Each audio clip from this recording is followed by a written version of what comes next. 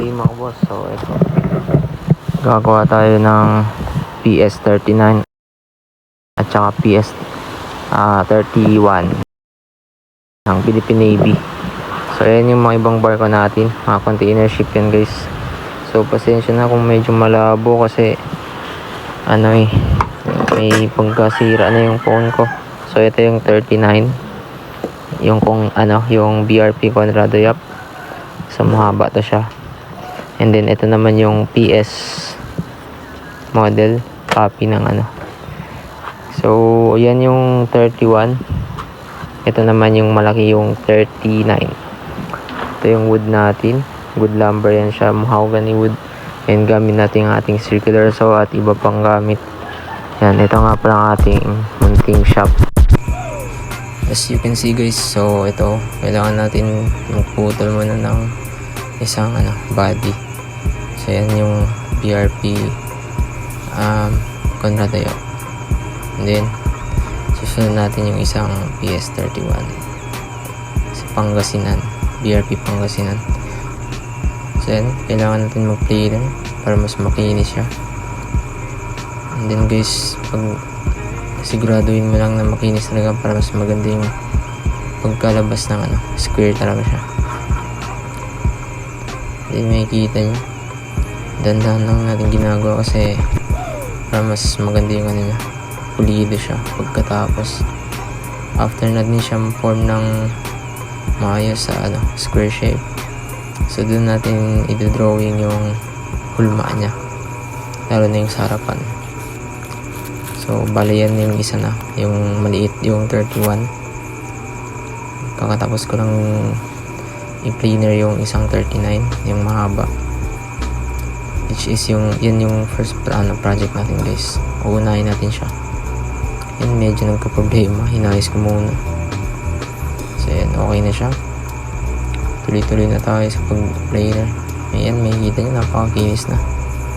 So yan, drawing ko muna kaya medyo tabingi kasi. And then as you can see guys, so tuloy-tuloy lang tayo sa pag-planer hanggang maging makinis, hanggang maging square na talaga siya. So yan, after ko ma-drawing, hindi ko na mapag-hit yung video kasi na full storage tayo kanina. So yan, may nalas ng blackout dyan. So yan, gamit ko nga pala aking mace, non-sponsor na Banso, mini Banso. Yan, solid, napakaganda. And naputol natin siya sa hulma niya. And then kailangan lang natin bawas-bawasan ng planer hanggang sa yan, gagamit na tayo ng spoke shape. Yan yung final niya guys. Tsaka yan guys, magbo-buffing na tayo para mas maging makinis. Hello guys, good evening. So ginabihan na tayo. So alas 10 ko na yun guys. Nag-blackout kasi kanina kaya yun. Pero ayun na, full storage tayo kanina guys. So ito nga pala siya yung yung final niya. Dito yung nilalagay yung dalawang reef boat. And dito naman sa side yung sa taas. So may structure yung isang malaking inflatable boat. So ganito nga pala yung gagawin natin guys. Tulad na ito. Yan mga gawa yan sa 3D printing natin guys. Gawa dyan sa Ender 3 S1. Gamit yung PLA filament natin. May gray din ako ganyan guys, pero mas ginagamit ko yung yellow kasi mas yung yellow Ito yung si Fanny, yung sa ML main hero ko kasi yan. Ayan siya guys, dinawin ko lang. Ayan, motion, share ko lang. And then ito din guys, gawa din to sa 3D printing machine natin guys. Gawa lang yan dyan. And lalo na ito, rocket missile pen holder, gawa ko lang din yan guys dyan. And then ito din, and then ito din pala, sorry nabubulol. Tapos pininturan ko lang to guys, ibang astig. Hindi mo kalaing gawa sa machine yan. So ito din guys, so balik gagawa tayo ng ganito kaliit. Mas maliit pa dito, dalawa, tapos isa din ganito kalaki.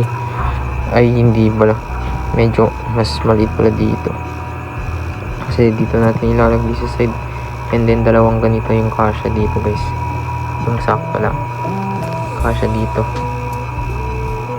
So abangan nyo, yan nga pala yung si BRP Conrado Yap ng Philippine Navy guys. So balik ganyan din yan siya sa likod, pero yun sa kanya is dalawa. Ito kasi pang search and rescue to, gagawin natin yung diorama soon. And then panoorin nyo yung isa kong gawa na inflatable guys. Ang nabsog, diba yan? Perfect na perfect, di matulis. So guys, don't forget to follow me, subscribe, share, like, and hit the notification bell so that you can lagi kayo updated sa aking mga content about sa mga model ships and navy ships. So yun guys, salamat.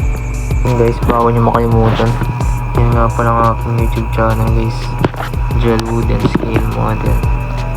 May 74 videos na tayo and 416 na subscriber.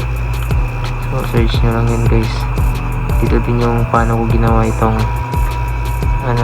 pen holder natin na missile launcher, tsaka yung Estrella Del Mar MB Crystal Jane 3. And then ito mga dyan yung lahat guys,